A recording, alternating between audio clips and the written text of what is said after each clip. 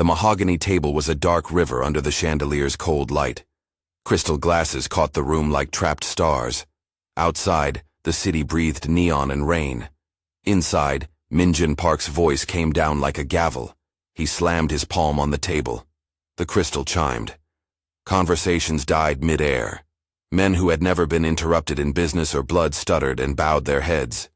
Jinho Lee looked as if the house itself had rejected him. "You're incompetent," Minjun said. His words were quiet, but they carried. They carried wealth, and the threat of consequences no one wanted to calculate aloud.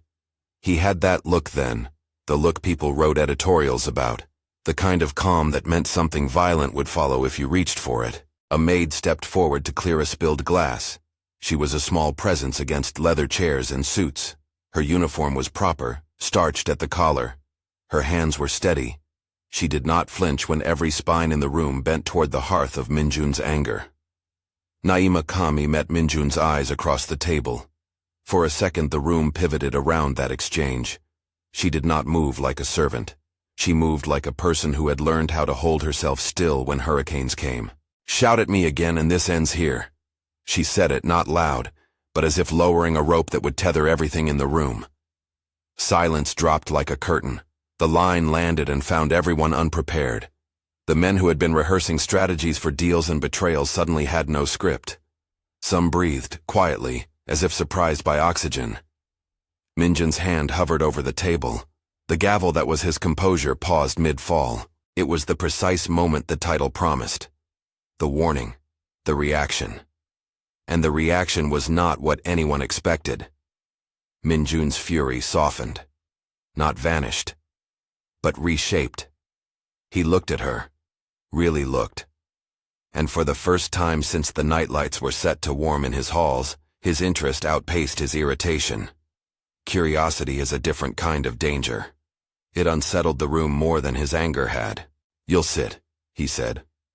The voice had no edges now, only a plane of careful interest. "Sit, across from me." Nobody moved. Jinho swore softly and left the room with the embarrassment of someone who'd been publicly misjudged. Minjun's lieutenants made the kind of small calculations that do not show on faces, how this would change the lines of loyalty. Minjun's gaze was a map of those potential shifts. Naima sat. The chair felt too grand for her hands, perhaps. She folded her fingers once in her lap. Her presence at that table rearranged the room's gravity. It made it intimate in a space built to be terrifying. "Who is she?" Tishi Yamada's whisper sliced in from the doorway, where two Maid men stood like folded umbrellas. The arrivals shifted the air. Tishi Yamada and Ako Yamada took the room like a shadow with teeth. Their entrance was the reason men left used to being threatened by Minjun. These were the kind of partners who balanced a ledger with the ease of a surgeon. Minjun did not answer immediately. He only let Naima breathe in the space, and in that breath she looked smaller and larger at once. Smaller because she was a single person among a court of predators. Larger because she had chosen a place at a table that had no seats for people like her. "Name?" Minjun asked. It was a soft order. "Naima Kame," she said. Her voice didn't tremble. It carried the cadence of someone who had learned to cite facts under pressure. Her accent was slight, a rhythm from law school nights and flights home. It had a tone that said she could read contracts and read people. Minjun's lips pressed together. He had not expected law school patience on anyone cleaning his wine glass. He had not expected a warning. He turned back to Yamada with a smile that did not reach his eyes. "We were discussing terms," he said. "Are you prepared to be reasonable?" Ako's laugh was a soft instrument. "Reasonable is expensive," Ako said. She had hands that always looked prepared to negotiate something off the contract. Her nails were too clean to be unimportant.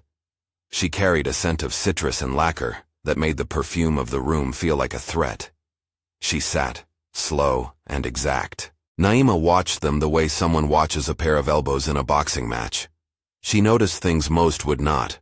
White threads at the edge of a cuff, the way Tishi's right knee started to bounce when offered a price that might be a lie. She saw the way Ako's left thumb tapped the table when she wanted the room to stop measuring time and start paying. Minjun listened to the offers.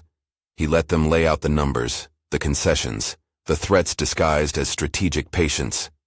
Yamada spoke of a joint venture, of geological surveys, of coastal rights and environmental assessments, the kind of language that made men who built empires out of paper and promises feel their work was being acknowledged. Minjun countered with the quiet precision of a man who had moved more capitals than most nations. Naima's mind was restless. She'd been out of law school only a few years, but the habit of noticing phrases that implied falsity had stayed with her.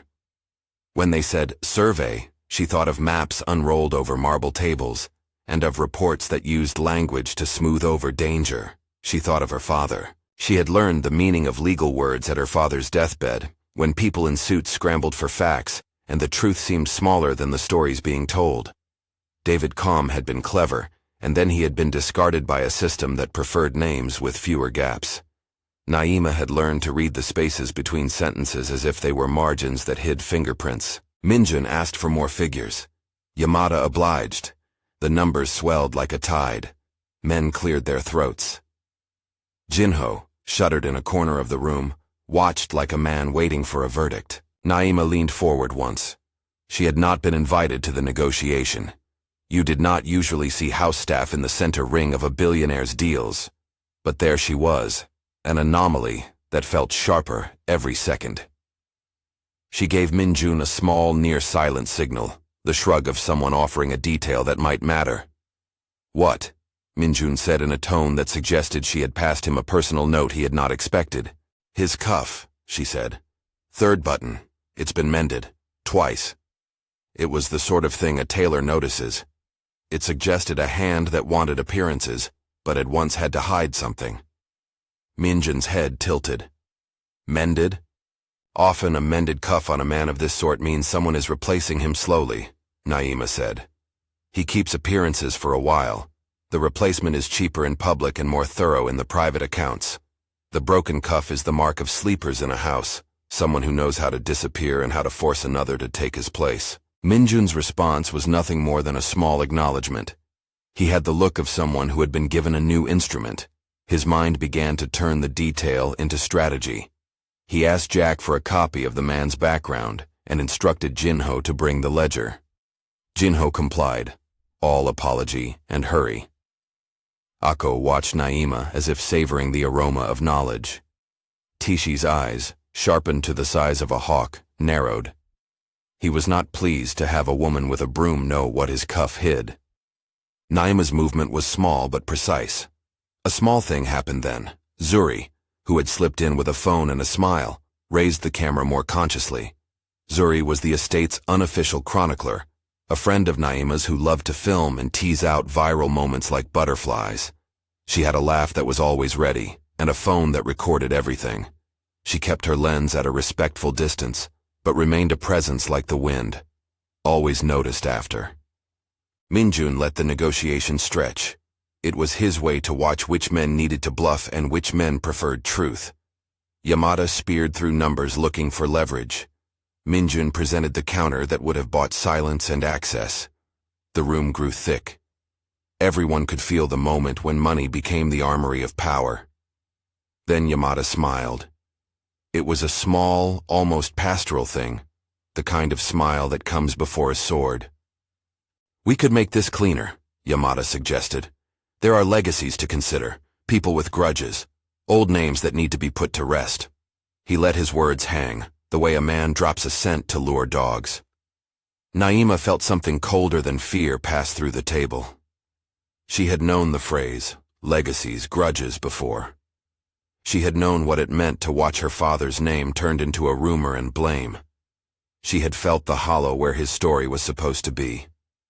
"Do we need to bring up old things?" Minjun asked. He did not sound angry. He sounded like a man interested in whether all his gears turned smoothly. "Sometimes you bring them up," Akko said, "so you can bury them again."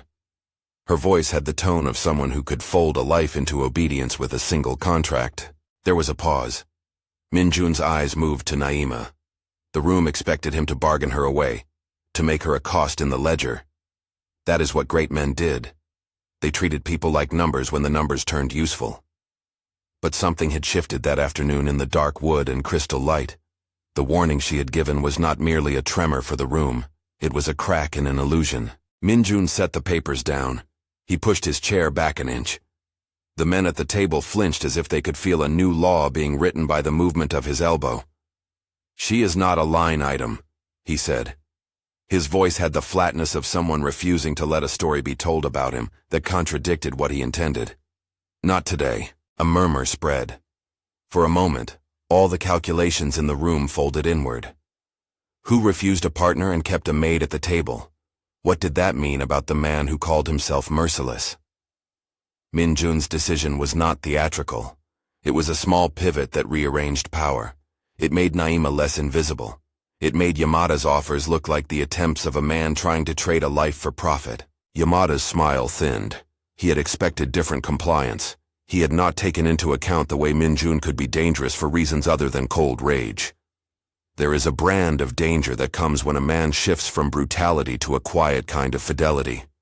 It terrifies those built on transactional loyalties because it introduces the element of unpredictable honor. "You mistake me," Yamada said.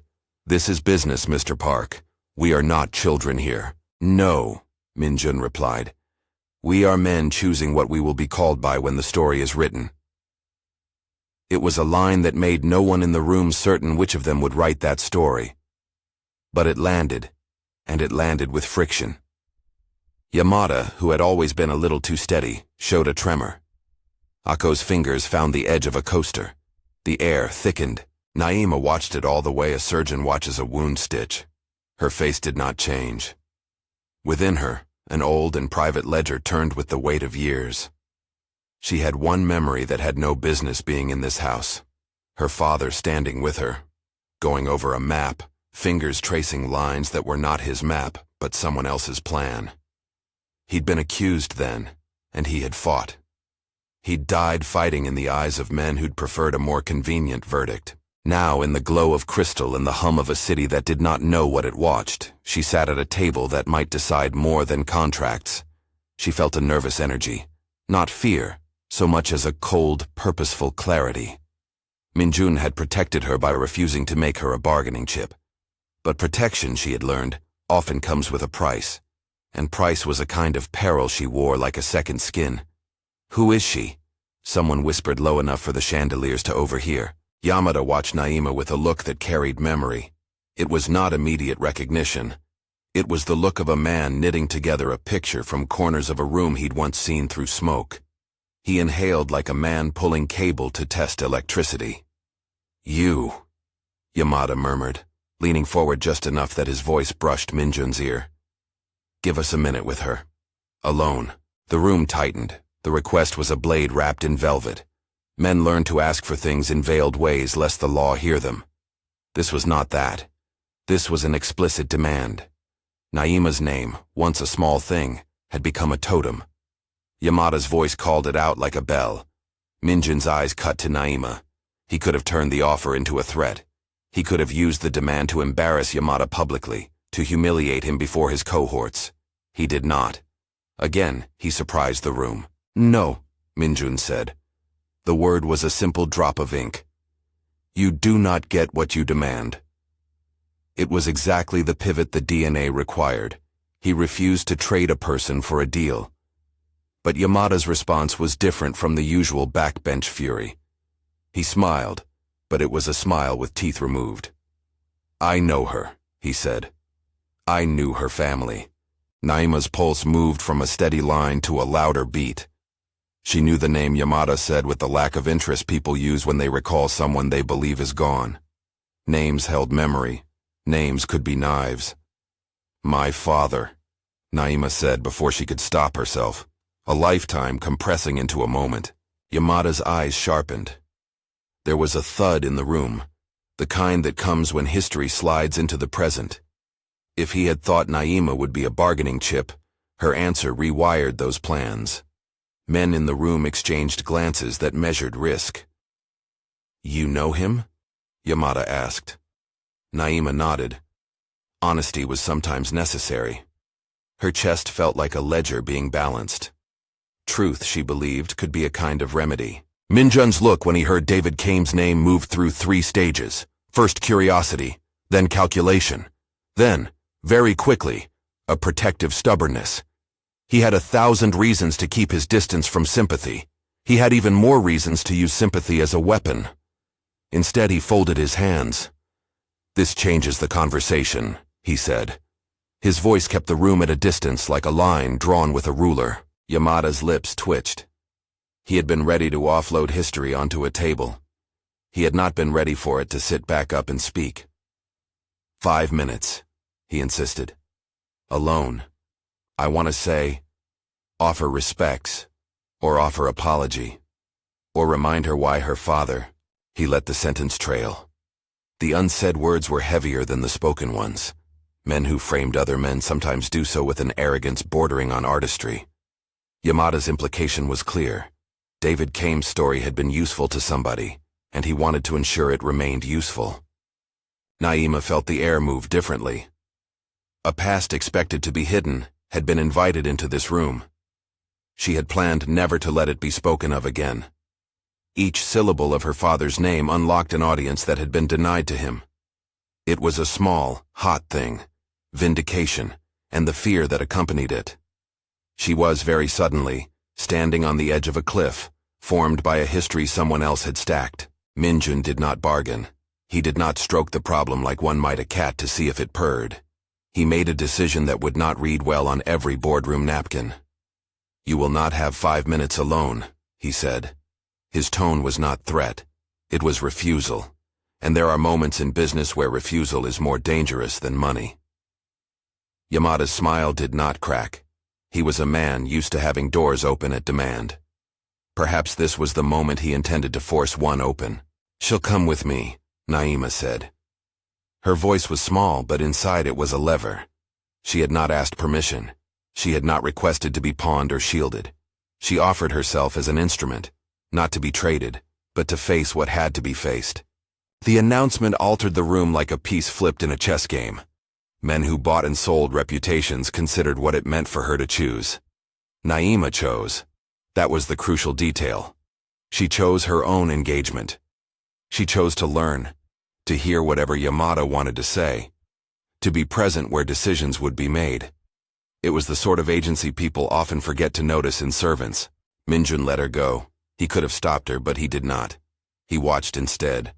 He was not a man who enjoyed showing tenderness. He was a man who enjoyed making choices no one expected. The choice to let her stand and walk with Yamada was not easy. It was a test of something else, respect perhaps, or curiosity, or the simple acknowledgement that some debts are paid in listening. Zuri lifted her phone and filmed the moment with a shake of glee. The camera caught the exchange with the light-footed hunger of someone who knew a moment that would be replayed later. Even without uploading, Zuri understood instinctively that some acts demand a witness. She would be one. She always had been. They left through the terrace doors. Rain had begun, a soft percussion on the stone. The terrace jutted out over the glittering city, a controlled wildness that suited men who liked to feel like gods without wanting the rain itself. The wheelchair, an artful prop belonging to Yamada's entrance, sat waiting like a witness to other secrets. It suggested fragility and the possibility of sudden violence. On the edge of the room, Mama Abena stood framed by the kitchen doorway. She was a small, merciless force of nature who had come with Naima, part guardian, part family. She had a bag with jars, pepper, and laughter, and the smell of heritage folded into her cooking. She had eyes that had seen more betrayals than the room's youngest men had imagined. She did not enter the negotiation. She would not be useful in that way. But she did what grandmothers do. She kept her head on the level of anyone who might need one. Kwame, Naima's brother, waited near the stairwell. He had the build of someone who could clear a path with his shoulders if necessary. His hand hovered near his phone, ready to call lawyers or friends. He was a quiet sentinel. He had been told to keep his temper in pockets, but his fists remembered their old language. Yamada moved like someone who had rehearsed the next 5 minutes. He had a voice that could be pleasant when he wanted to be remembered kindly. He had a history that smelled of burned paper. He pushed the wheelchair forward as if presenting a stage. Naima sat when he offered the chair as if it were civility. She did not submit to pity. She accepted an opportunity to talk. That was her choice. Yamada's smile sharpened. He leaned close, the sort of intimacy that reaches for wounds under the guise of remedy. "I knew your father," Yamada said. It was a sentence that disturbed like the scraping of a spoon on the bottom of a pan. "We were young. He let the rest dangle like a question with teeth." Minjun watched from the doorway. He was the one who had the authority to break the room's illusions and the ability to close his fist around the choice he had made earlier. He watched her face. He wanted to see whether she would stand softened or sharpened. He wanted to see whether the man who now pretended to be fragile was in fact dangerous. Naima listened. Inside, there were images, years of denials, a father fighting to explain himself against a chorus of men who found his refusal inconvenient. Now a man with a wheelchair and clean cuffs offered her a story. She had one of her own. "You do not get to come in here and decide what my father's life was," she said. It was a small, precise truth. It was a sentence that made Yamada's shoulders twitch. He had thought his past could be told, then closed. He had not expected the person who bore the name to be present to object. Yamada's eyes hardened in a way that suggested a long memory. He reached into his jacket. Minjun's attention cleaved to the movement. The room felt like a held breath. Yamada produced not a gun. This was not a movie, but a folded photograph. He opened it. It was old and yellowed, a slice from another decade. It was of a dock, and a man's hand on a ledger. The image had a story in it. It was a baited hook. Naima saw a face in the photograph. For a beat, disbelief, and then recognition. The world narrowed to the light in her father's eyes she had not seen, but remembered all the same. The photograph refitted a memory with evidence. It was the kind of proof men liked to show when they wanted to stitch permission to the past. "This should be private," Yamada said. He spoke like a judge delivering a small mercy. "You should know the history before you decide to vilify a man." Naima's response was a controlled exhale. "History is not private when people pay for silence," she said. "When people die because of decisions you made, the record isn't only in your photograph." Minjun's jaw tightened. The conversation had shifted beneath them to a place heavy with consequence. It was the moment a whisper became an indictment. He could have intervened then, forced the moment into a negotiation he understood. He did not. He let Naima steer the exchange, and that in itself revealed more about him than any statement ever could. Yamada stood and walked to the railing. There was a dangerous ease to his movement. He leaned and looked at the city, the same city that had swallowed his sins and spit him into power. Minjun watched him like a man watching a potential threat to be catalogued. The rain was a curtain behind Yamada. He was a silhouette with a voice folded in regret he may or may not have felt. "For your father's name to be cleared," Yamada said over the hum of the city air, "we would need certain documents, certain confessions, money moves, papers that get lost." Naima did not flinch. She had learned by necessity to listen to what men offered before reacting. "You shifted blame," she said. "You used someone else's name when convenient. You made fortunes on other people's silence." Yamada turned. The light caught the contour of his face. For a moment it looked older than his years, not because age had claimed him, but because the idea of having to invent integrity had done so. Minjun stepped closer. He folded himself into the space between accusation and negotiation like a wedge. "How much do you want?" he asked. It was a test. He wanted to know whether Yamada would invent worth or whether he would offer facts that could be counted. Yamada's laugh was small. "You ask how much?" he repeated. "You ask as if this is a market." "It is a market," Minjun said evenly. "And I'm buying insurance, one way or another." Yamada's eyes flicked to Naima. He had always been good at reading utility. He had not expected her to be an active force in the conversation. He had expected a woman who would nod and be shuffled away. She had refused that. That refusal made him dangerous in a different register. "5 minutes alone," Yamada said again. But this time it was not an offer. It was a condition. "If you refuse me that, you make an enemy. If you give me that, you buy a story that may be kinder." Naima's face set like a hand that had closed on a rope. She measured the man. She measured the rain. She measured Minjun with eyes that sought whatever calculus he wore beneath his jacket. Does he value me as a shield, or as a person who walks toward risk? He had refused trades earlier. He had chosen to make an exception for her agency. The choice now could widen into protection, or trap. She stood. The terrace was wet beneath her shoes. The city lights trembled. She offered a voice that had learned to split a history and a future into manageable parts. I will go with you, she said. Not because there's something you can force from me, but because I will hear what you have to say. I will not be bartered. I will not be a bargaining chip. Yamada's face broke into a smile that had curiosity in it, curiosity wrapped in threat. He gestured toward the wheelchair, as if the chair were an olive branch, and then, as if it were a stage prop. He made a motion for Naima to sit so he could speak without witnesses. There are things that are easier to tell if no one is listening, he murmured. Kwam's hand twitched. Mama Abena called softly from the doorway without seeming to do so. She had a remedy in her bag and a recipe for defense that did not rely on contracts. The house held its breath.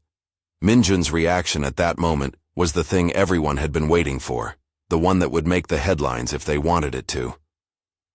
He approached Yamada and spoke in a voice that made the rain feel companionable rather than threatening.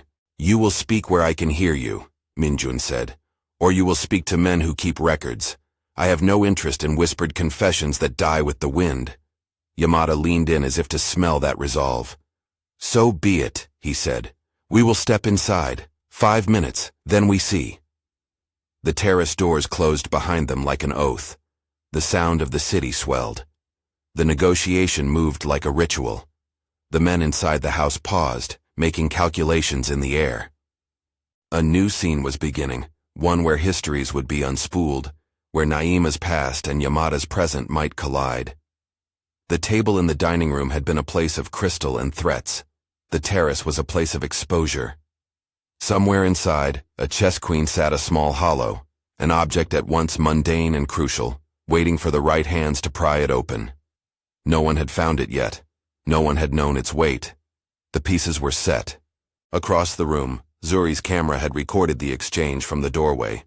Her fingers steady even as the moment picked up a kind of electricity that would be replayed and dissected. Mama Abena pressed a hand to her cheek and smiled as if she had always expected storms to be necessary. Kwame flexed his fingers and looked at the stairwell as if he could already hear solves moving through space. Inside, Minjun lit a cigarette and held it like a question. He did not smoke often. The gesture was a private habit, a way to punctuate the thought. He watched Naima go. He watched Yamada move with the old confidence of a man who has slid off the rails and kept his balance. Outside, the rain began to harden into a drum. Voices bled through the glass like unrehearsed music. No one was entirely sure what would be revealed on the terrace. What they did know, without being able to name it, was that the simple act of a maid saying a single sentence, "Shout at me again and this ends here," had unmanned more than one offensively arranged power. A negotiation had turned into a story. A story had the potential to free a name or bury it deeper. The clock on the mantel clicked, and the house seemed to lean forward, waiting. Who would write what would happen next? Who would hold the evidence that would tilt the scales? The men who had come to bargain thought they had answers. Naima knew that answers were not givens. Minjun knew that protection sometimes required choosing the unexpected. On the terrace, Yamada spoke and Naima listened. The rain blurred the city lights into a smear. Somewhere, a chess queen, small, carved and glossy, waited under a velvet lining, a secret object that, if discovered, could snap open the narrative like a bone. Inside, men made notes on paper and in memory. Outside, words were exchanged that would echo for years. The moment was charged and unfinished. The room was held halfway between a promise and a ruin. Which is to say, everything was about to change. The terrace doors settled shut like the hinge of a verdict. Rain pelted the stone in a steady drum. Yamada's silhouette cut the city into an actor and a backdrop. He held the old photograph between fingers that had been taught to hide the tremor beneath confidence. Naima watched him with a clarity that had nothing to do with the lights below, and everything to do with the small, stubborn flame that had kept a name alive in the mouths of people who should have remembered it differently. She had come to listen. What she had not expected was the way listening could feel like stepping onto thin ice. Yamada smiled a thin, practiced smile. He folded the photograph and slid it back into his jacket as if tucking away evidence of something sentimental rather than criminal. For a second, his hand lingered near the jacket's lining, and the terrace took in that movement the way a body reads the breath before a storm. "You must understand," he said, voice low, "that history has its costs." Naima said nothing. She had been fed on the idea that truth arrived sharp and clean, and that the people who wielded it most often did so with gloves on. She had come to this conversation with gloves off. Yamada made another motion. No dramatic flourish, just the kind of small, decisive action he had learned from years of leaning a life toward advantage. His weight shifted as if to rise. His grip found the railing. For a second he pulled himself forward, and the chair followed like an obedient thing. The movement should have had the air of someone steadying himself. Instead, it looked like a calculation. It was 3 breaths, a tilt, a reach, the kind of move that could make a person who trusted a railing feel the city rearrange itself. Naima saw it.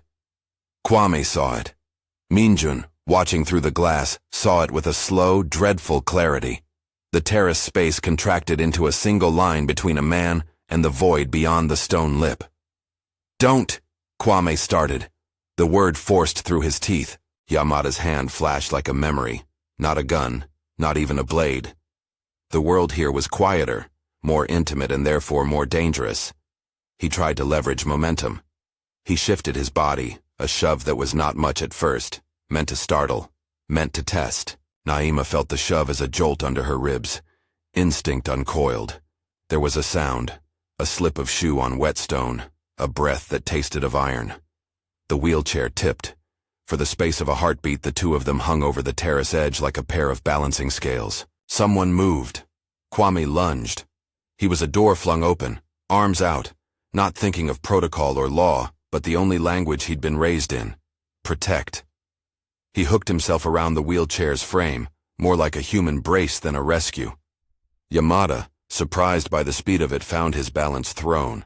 Minjun's reaction was not the explosion the room had once expected of him. It was a cold, precise intervention.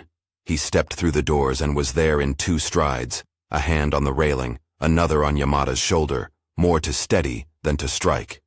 His presence was a force that did not need to shout to be felt. The man who had been silent in the dining room now moved in the world with a different kind of command, protective, immediate. "Enough," Minjun said. The word landed and held. It was not the last word, but it was the one that arrested the momentum. Then the terrace became a blur. Something small and glass slipped from Mama Abena's hand like a pebble thrown with intention. She had come out of the doorway seconds earlier, feet sure on the step that led to the terrace despite age, and the expected kind of reserve grandmothers are taught. Her bag fell open with a sound like a small bell, and the jar she carried, a little thing wrapped in cloth, hit the stone and broke. A scent burst up, pepper, pungent and bright, a home remedy mixed for 100 reasons that had nothing to do with negotiation tables. Yamada's eyes widened too late. The powdered sting rose into the air and struck like a wrong note. He flinched, hands going to his face, eyes watering. For a man used to controlling atmospheres, being blinded even briefly was a new humiliation. Kwame took advantage of the chaos. He shoved the chair back from the edge with a force that made the wheelchair skid, and then right. He wrapped a firm arm around Naima and pulled her inward, away from the railing and the sudden sick thrill of being close to the drop. In the scramble, the wheelchair castered sideways and banged a small wooden chess queen from Yamada's jacket pocket. It skittered across the stone and spun into a puddle, slick with rain. The carved piece hadn't been noticed when it fell. Zuri was quicker than thought. Her phone caught the moment in a trembling sweep of light.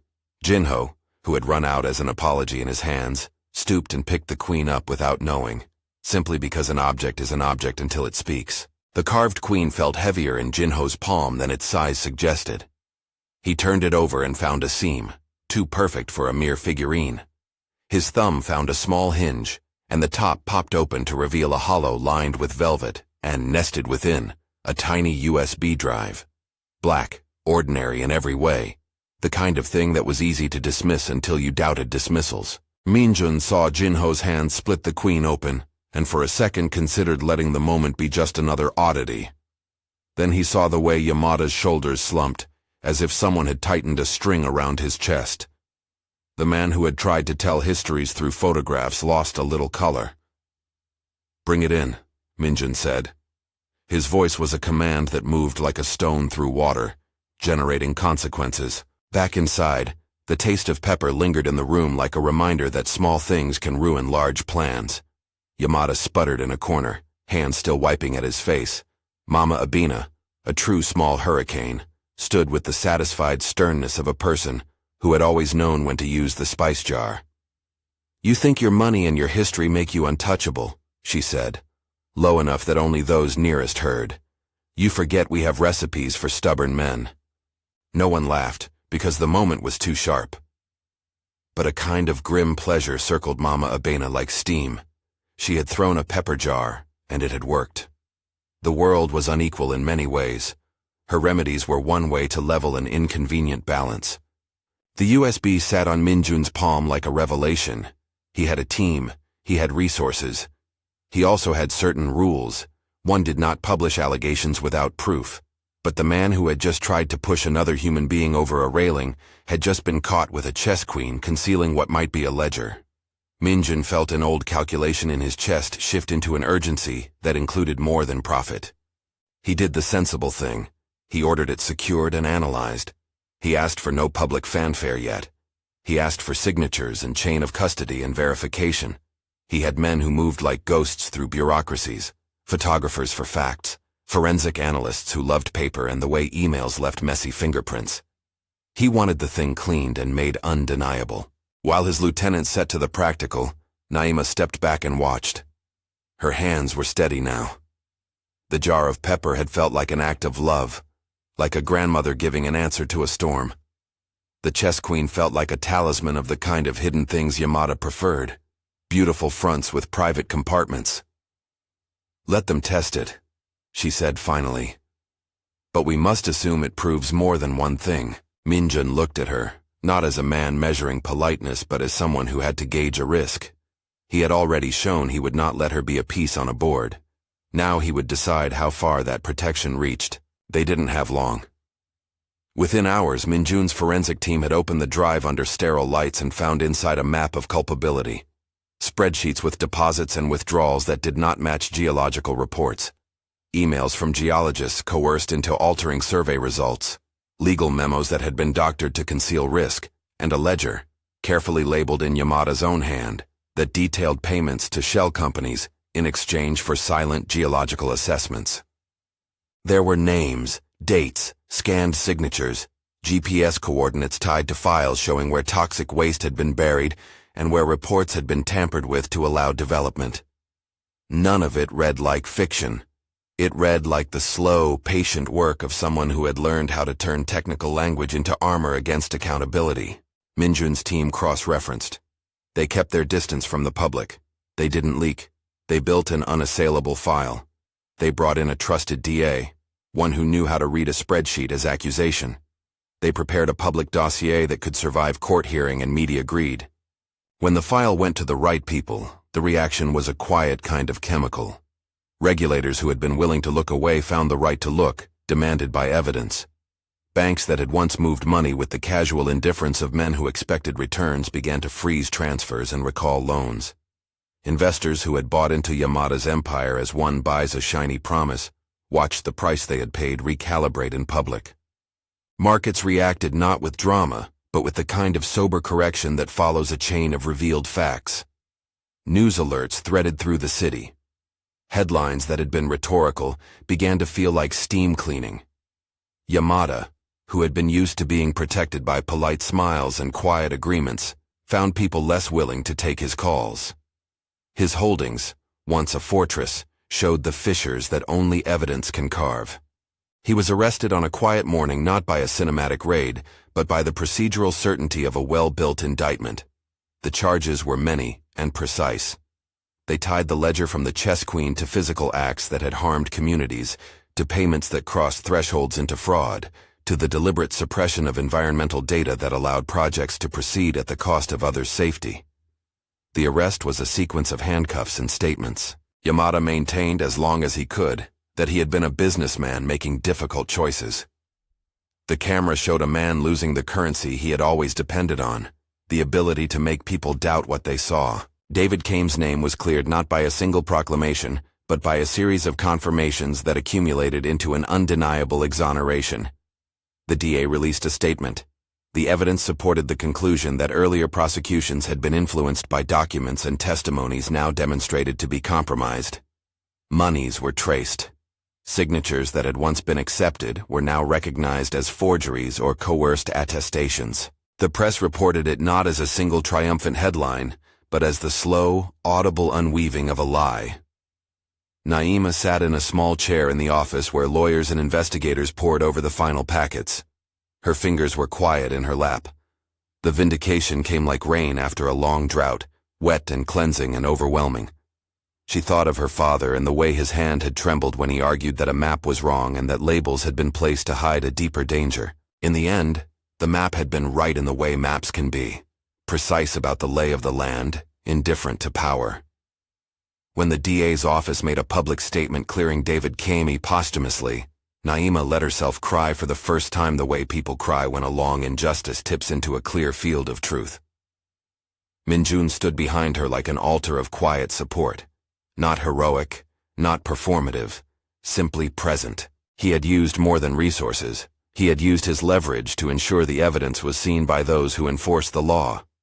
He had, in practical terms, chosen to destroy a potential future of gains rather than allow a life to be bartered away. That choice did not go unnoticed. His men filed the papers and then watched as his reputation shifted in a way money could not buy, toward unpredictably honorable. For men like Minjun, that shift frightened other men more than his temper had. In the weeks that followed, Yamada's fall was a series of small, unbearable collapses. Asset freezes, corporate boards distancing themselves, regulatory fines, civil suits, environmental remediation orders. The campaign to expose the network he'd used moved not as a single blow, but as an accumulation. Lawsuits, testimonies, recovered emails. The holes in his empire proved contagious. One failed project bred questions about the next. Partners who had signed on with smiles suddenly found themselves facing audits. The banks reviewed due diligence packages with a new intensity. Zuri's footage, the clip of the terrace flurry, the chess queen skidding across wet stone, Mama Abena's small satisfied smile, went up online with restraint. It was posted not as a takedown, but as documentation. People watched the video and commented with the kind of immediate, blunt empathy that the internet offers in moments it chooses to care. Views climbed. The clip became a tiny part of the larger narrative, a public witness to the private shove that had tried to end a life.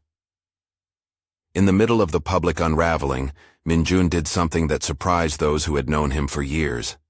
He asked Naima to meet him in his study, away from cameras and counsel, away from people who had come to witness how a billionaire might behave.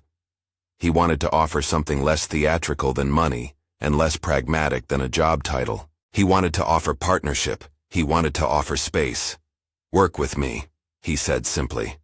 The words were not a demand, but an invitation.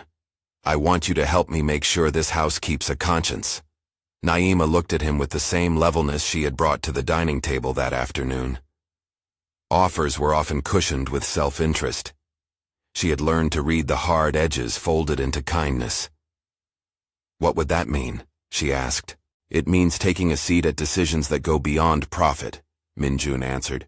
"It means making sure we don't repeat the exact systems that hurt your father. It means we hire differently. We fund differently. It means you have a voice where the ledger used to be the only language." The offer was practical. It also asked for trust. Naima weighed it not as woman to billionaire, but as daughter to a memory of the father she'd lost and wanted to honor. She thought of Mama Abena's pepper jars, of Kwame's steady fists, of Zuri's camera that refused to look away. She thought of the work that had to be done: remediation, legal advocacy, community funds. "Name the role," she said. She had a lawyer's instinct to be specific. He named it, Head of Integrity and Community Partnerships, an awkward title and a real one.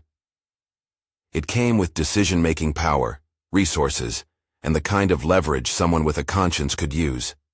He wanted her not as charity, but as a partner who could set standards. He wanted to change the house from within. There was more. After a silence that could have split continents, Minjun reached across the small table and took her hand. His touch was the kind of thing that had always been obscured by the heavy armor he wore in business. A quiet, unassuming human need. "I would also like to ask you something else," he said. It wasn't melodrama. It was only a line between two people who had shared dangerous air.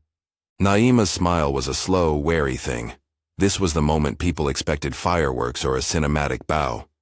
Instead, Minjun took a small ring from a drawer. A simple band, not ostentatious, not a claim to ownership, but an offer of partnership in the truest sense. "Will you stay?" he asked. "Not as a possession, not as a protected asset. Will you stay as someone who chooses this life, with its risks and its chances?" Naima's laughter slipped out, low and real. She thought of the way she'd sat at the mahogany table and lowered a rope with words. She thought of every choice she had made since her father's name had been twisted into accusation, and then into silence. She thought of Mama Abina and Kwame and Zuri, and the small, stubborn ways people hold one another up.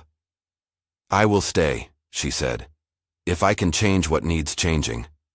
"That's an unfair bargain," Minjun replied. "But then I like unfair bargains sometimes. They get results." They did not make a spectacle of it. There was no public proposal on a yacht under staged fireworks. There was a steady promise in a quiet room, and the practical detail of a job contract typed and hand-signed.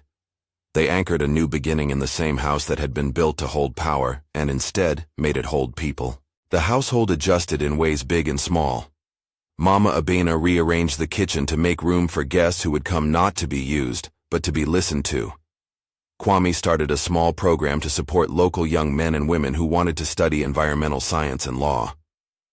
Zuri's viral clip became the first of many items she would post, documentary-style videos that highlighted community restoration and the people who'd been harmed by industry. Jinho, chastened and learning, found that loyalty had a new currency: accountability. Minjun's men adapted. They were used to following orders that protected profit. Now the orders occasionally included phone calls to NGOs and regulators with promises of cooperation. Some complained. Others found the work strangely satisfying. Those who could not align themselves with the new priorities left. No one staged a melodramatic exit. People who had once traded on moral flexibility found the house an inhospitable place and chose other firms. Yamada's legal battles continued, as they always do for men with money and a taste for delay. But the foundation of the case rested on evidence too thorough to be brushed off. Criminal charges stuck. Civil suits followed. The communities that had been harmed by the projects he had enabled saw remediation begin. Not the quick band-aid of corporate PR, but slow legal work and funds allocated for cleanup. It wasn't perfect. Nothing ever was. It was, however, something akin to justice. On a rainy night much like the one on the terrace, the house hosted a gathering that felt different from previous events. The mahogany table was no longer merely a place for men to assert themselves. It held plates of jollof rice alongside bulgogi, small acts of respect that were not performative but real. Conversations at the table shifted from ledgers to stories. The fisherman who'd lost a channel that had been rerouted, the family that had to move after a development, the students who would now receive scholarships to study soil and water. Naima watched her grandmother by the stove, Mama Abena humming a tune that had nothing to do with the city and everything to do with memory. She watched Kwame playfully argue with Jinho about the best way to approach a tricky paperwork problem. She felt, for the first time in a long while, that the house had become a place that could both hold trouble and be the starting point for repair. One evening, as the city lights blurred beyond the windows, Zuri sent Naima a message. "Upload going viral," it read. The clip was a montage of the terrace moment, the chess queen, the pepper jar, and the DA's press conference clipped together with an honest narrative. It had comments, some ugly, some supportive, many stunned. People argued about power. People cheered for a maid who had refused to be a bargain. For days, strangers reached out with stories of comparable wrongs and gratitude. The viral attention did something necessary. It shifted public focus from the sensational to the systemic. Minjun and Naima stood on the terrace months later, the rain a gentle memory rather than a threat. He had not become a saint. Power still lived in his hands. He still had to make choices that concerned more than the household, investments, business lines, the people who made his world spin. But he had changed the terms, at least at home. He had made protection mean partnership. "You surprised everyone," Naima said, not as accusation but as observation. Minjun looked out at the city, then back at her. "Not everyone," he said. "A few people I paid attention to were expecting it." She laughed, and the sound scattered like coins. "You could be less theatrical about it next time." He smiled, a small, private curve. "Where's the fun in that?" Their life did not smooth into a fairy tale. There were nights when threats darkened the periphery. There were depositions and hearings and the slow grind of courts and experts. There were decisions about who to hire and which communities to prioritize. But there was also the household. Mama Abena's recipes, Kwame's stubborn loyalty, Zuri chasing truth in small videos, Minjun and Naima sitting across a table not as master and servant, but as partners shaping an uncertain future. When the final court papers reached the courthouse and the DA issued the last of the formal exonerations for David Kwame, Naima read the statement aloud in the small living room, while Mama Abena made more of that pepper mixture, now a kitchen remedy and an emblem. Tears came, but they were a different sort than before. Not only mourning, but release.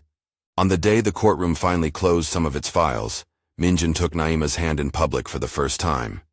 There were cameras, but no need to stage anything. People said what they wanted to say about billionaires and compromise.